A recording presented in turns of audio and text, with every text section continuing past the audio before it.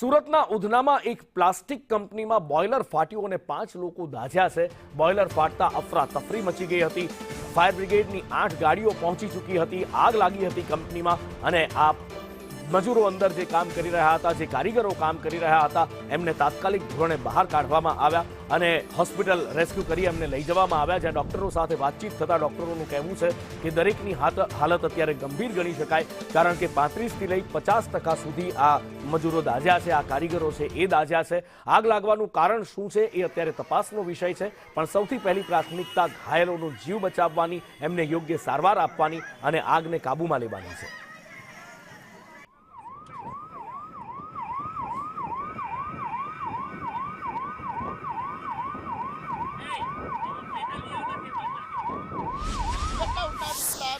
બોઇલરની અંદર બ્લાસ્ટ થતા 5 લોકો ગંભીર રીતે દાઝ્યા છે। ત્યારે જોઈ શકાય છે કે આ બીજા માળે જે લોકો છે તે કામ કરી રહ્યા હતા। અચાનક જ બોઇલરની અંદર બ્લાસ્ટ થતા અફરાતફરીનો માહોલ સર્જાયો હતો અને 5 લોકો ગંભીર રીતે ઘાયલ થયા હતા। ફાયરની ટીમ અહીંયા આવી પહોંચી હતી। ફાયર ઓફિસર છે આપણી સાથે, તેમની સાથે વાત કર્યું। ટંડેલ સાહેબ, આખી ઘટના કઈ રીતના બની હતી, અત્યારે કઈ રીતના પરિસ્થિતિ પર કાબુ મેળવવામાં આવ્યો છે? અત્યારે અમને કોલ મળ્યો RMS પ્લાસ્ટ 0 નંબર પર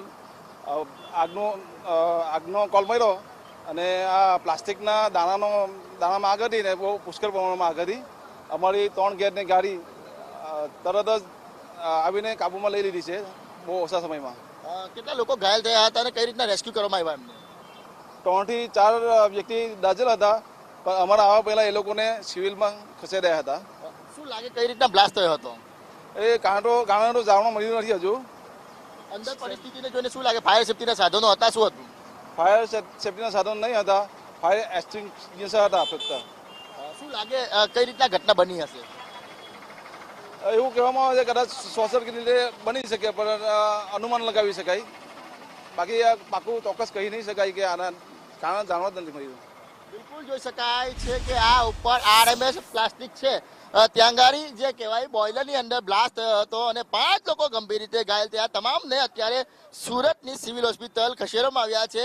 આ જે ઘાયલો છે તેની કન્ડિશનની પણ વાત કરીએ તો એ છે તે 35 થી 50% લોકો ઘાયલ થયા છે અને અહીંના લોકો છે તેમની સાથે ભાઈ આપ જોઈ શકાય છે કે અત્યારે આ પ્રમાણે શટલ તોડીને તમામ લોકોનું રેસ્ક્યુ કરવામાં આવ્યું છે અને આ પ્લાસ્ટિક ના દાણા બનાવવાની જે ફેક્ટરી છે તેની અંદર બ્લાસ્ટ થયો હતો। નીચે પુષ્કળ પ્રમાણમાં ભંગાર પડ્યો છે અને ફાયર સેફ્ટીના સાધનો પણ નહીં હતા તેવું પ્રાથમિક તપાસમાં ફાયર ઓફિસર જણાવી રહ્યા છે।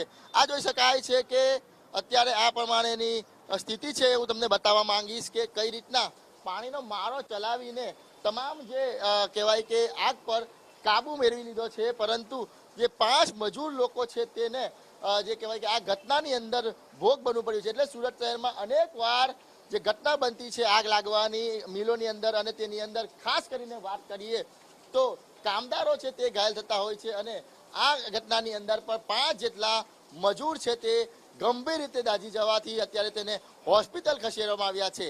હવે જોવું રહ્યું કે કઈ રીતના આ જે મજૂરોને છે તે ન્યાય આપવામાં આવે છે। અંદર ફાયર સેફ્ટીના સાધનો નહીં હતા તો કઈ રીતના પોલીસ અને ફાયર દ્વારા તાત્કાલિક અસરથી પગલાં લેવામાં આવે છે। કેમેરા પર્સન અજીત પટેલ સાથે મનીષ પરમાર, સંદેશ ન્યૂઝ, સુરત।